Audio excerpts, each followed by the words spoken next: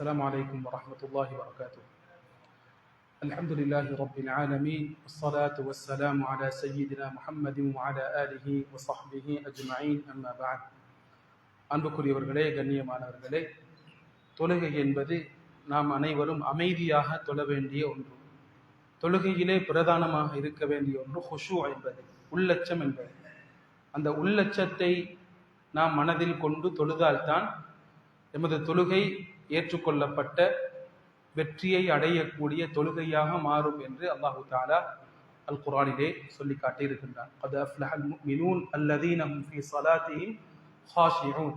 தொழுகையிலே உள்ளச்சத்துடன் தொழக்கூடிய முஃமின்கள் வெற்றி பெற்று விட்டார்கள் என்று அல்லாஹு தஆலா சொல்லி காட்டியிருக்கின்றான். தொழுகையில் உள்ளச்சத்தை உண்டாக்க வேண்டும் என்றால் தொழுகைக்கு முன்னாலே நாம் தயாராக வேண்டும். புகாரி முஸ்லிமிலே பதிவாக இருக்கின்றது, நபி ஸல்லல்லாஹு அலைஹி வஸல்லம் ஒரு தடவை தொழுவித்துக் கொண்டிருந்தார்கள். திடீரென்று சில மனிதர்களுடைய ஓடும் சப்தம் கேட்டது. சஹாபாக்களுக்கும் நபி ஸல்லல்லாஹு அலைஹி வஸல்லம் அவர்களுக்கும். ஸல்லல்லாஹு அலைஹி வஸல்லம் அவர்கள் தொழுகையை முடித்து விட்டு கேட்டார்கள், என்ன விடயம், ஏன் ஓடி வந்தீர்கள் என்று கேட்டார்கள். சஹாபாக்கள், அந்த ஓடி வந்த சஹாபாக்கள் சொன்னார்கள், யா ரசூலல்லாஹ், இகாமத் சொல்லப்பட்ட சப்தத்தை கேட்டு இமாம் ஜமாஅத்தை அடைவதற்காக வேண்டி நாங்கள் வந்தோம் என்று அந்த சஹாபாக்கள் சொன்னார்கள். அவர்களிடத்தில் இருந்த ஆர்வம் நல்ல விடயம், நல்ல விடயத்திலே ஆர்வத்தை மனதில் கொண்டு வந்திருந்தார்கள். கண்ணியமானவர்களே, ஆனால் நபி ஸல்லல்லாஹு அலைஹி வஸல்லம் அவர்கள் அதை சரியான முறையிலே வழிகாட்டுகின்றார்கள். ஸல்லல்லாஹு அலைஹி வஸல்லம் சொன்னார்கள், அப்படி செய்யாதீர்கள். தொழுகைக்காக வேண்டி இகாமத் சொல்லப்பட்டால் ஃபலா தஅதூஹா வ அன்தும் தஸ்அவ், நீங்கள் ஓடிக்கொண்டு வராதீர்கள். வஅதூஹா வ அன்தும் தம்ஷூன், நீங்கள் நடந்து கொண்டு தொழுகைக்கு வாருங்கள். வ அலைக்குமுஸ் ஸகீனா, அமைதியுடன் தொழ வாருங்கள். தொழ வரும் பொழுது ஓடிக்கொண்டு வராமல் அமைதியாக தொழ வர வேண்டும். ஸல்லல்லாஹு அலைஹி வஸல்லம் சொன்னார்கள், நீங்கள் பிந்தி வந்து விட்டீர்கள், வந்து சேர்ந்ததற்கு பின்னால் எது உங்களுக்கு கிடைத்ததோ அதை நீங்கள் இமாமுடன் சேர்ந்து தொழுது கொள்ளுங்கள். உங்களுக்கு தவறி போன ரக்காத் இருக்கும், அந்த ரக்காத்துகளை நீங்கள் இமாம் சலாம் கொடுத்ததற்கு பின்னால் பூர்த்தி செய்து கொள்ளுங்கள் என்று நபி ஸல்லல்லாஹு அலைஹி வஸல்லம் அவர்கள் அருமையான முறையிலே இமாம் ஜமாஅத்துடன் தொழக்கூடிய தொழுகையாளிகளுக்கு வழிகாட்டி இருக்கின்றார். அன்புக்குரியவர்களே, கண்ணியமானவர்களே, இதில் சில சட்டத்திட்டங்களை நாம் அறிந்து கொள்ள வேண்டும். இதற்கு முன்னால் 4 பிரதான விடயங்களை பற்றி பேசியிருக்கின்றோம். இமாமுடன் சேர்ந்து தொழும் பொழுது அவரை முந்தவும் கூடாது, அவரை பிந்தவும் கூடாது. முந்துவதும் கூடாது, பிந்துவதும் கூடாது. அவருடன் சேர்ந்து தொழுவதும் கூடாது. ஆமீன் என்ற அந்த துஆவிலே தவிர, சூரா ஃபாத்திஹா ஓதிவிட்டு இமாம் ஆமீன் சொல்லும் பொழுது மாத்திரம்தான் இமாமுடன் சேர்ந்து நாம் ஆமீன் சொல்ல வேண்டும். வேறு எந்த சந்தர்ப்பத்திலும் சேர்ந்து கொண்டு கூட தொழ முடியாது.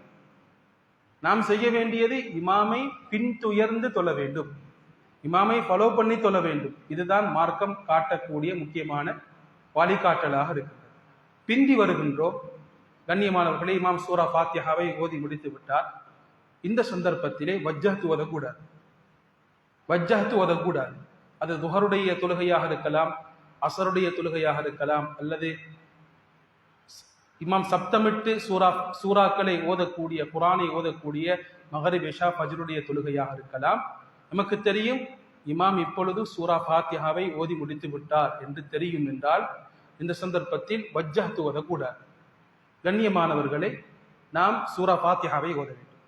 சூரா ஃபாத்திஹாவை ஓதும் பொழுது இமாம் ருக்குவுக்கு சென்று விட்டார் என்றால் உடனே ருக்குவுக்கு சென்று விட வேண்டும். நாம் சூரா ஃபாத்திஹாவை கம்ப்ளீட் பண்ணுவது கட்டாயம் கிடையாது. இது நபி ஸல்லல்லாஹு அலைஹி வஸல்லம் தெளிவாக ஹதீஸிலே சொன்ன ஒரு விடயமாக இருக்கின்றது. கண்ணியமானவர்களே, உடனே நாம் இமாமுடன் சேர்ந்து ருக்குவுக்கு செல்வது என்பது முக்கியமான வழிகாட்டலாக இருக்கின்றது. இந்த ஹதீஸுடன் தொடர்பான முக்கியமான ஒரு சட்டமாகவும் அது இருக்கின்றது. முழுமையாக சூரா ஃபாத்திஹாவை ஓதிவிட்டு நாம் செல்ல வேண்டும் என்ற கட்டாயம் கிடையாது. சென்ற அமர்விலே கண்ணியமானவர்களே, பெண்கள் ஆண்கள் இருவருக்கும் இடையில் எப்படி தொழுகையிலே வித்தியாசம் இருக்கின்றது என்பதை பற்றி நாம் பேசினோம். அதில் ஒரு விடயத்தை சொன்னோம். பெண்களுக்கு ஒருவர் பெண்களை இமாமத் செய்வதாக இருந்தால் நடுவிலே நின்று தொழ வேண்டும் என்ற விடயத்தை பற்றி நாம் பேசினோம். ஆண்களுடன் சேர்ந்து தொழுவதாக இருந்தால், ஒரே ஹோலிலே தொழுகின்றார்கள் என்றால் ஆண்களுடைய சஃப்புக்கு பின்னால் இருந்து பெண்கள் தொழ வேண்டும். அதிலும் பெண்களுடைய சஃப்புகளில் மிகச் சிறந்தது பின்னால் இருக்கக்கூடிய சஃப். ஆண்களுடைய சஃபிலே இருக்கக்கூடிய மிகச்சிறந்த சஃப் முன்னால் இருக்கக்கூடிய சஃப்.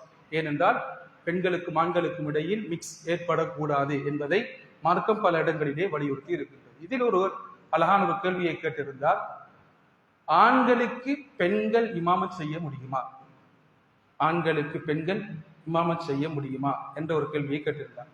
ஆண்களுக்கு பெண்கள் இமாமத் செய்ய முடியாது, ஆண்களுக்கு ஆண்கள் தான் இமாமத் செய்ய முடியும்.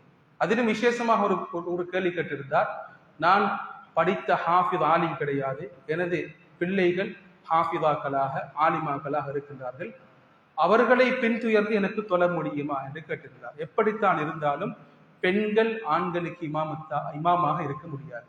ஆனால் கண்ணியமானவர்களை ஒரு சட்டத்திட்டத்தை விளங்கிக் கொள்ள வேண்டும். ஒரு இமாமாக இந்த சந்தர்ப்பத்தில் தொழுவிக்க வேண்டும் என்றால் எனக்கு என்ன தெரிந்திருக்க வேண்டும், பேசிக் அடிப்படையான சில சட்டங்களை நாம் கட்டாயம் புரிந்திருக்க வேண்டும். கவலையான ஒரு செய்தி, ஒரு மாதத்துக்கு முன்னால் 1.5 மாதத்துக்கு முன்னால் ஒரு ஜனாசா வந்திருந்தது. அந்த ஜனாசாவுக்கு தொழுவிப்பதற்கு தகுதியான பிள்ளைகள் இருக்கின்றார்கள் கண்ணியமானவர்களே. ஆனால் அந்த பிள்ளைகள் மகன்மார்கள் தொழுவிக்க வரவில்லை.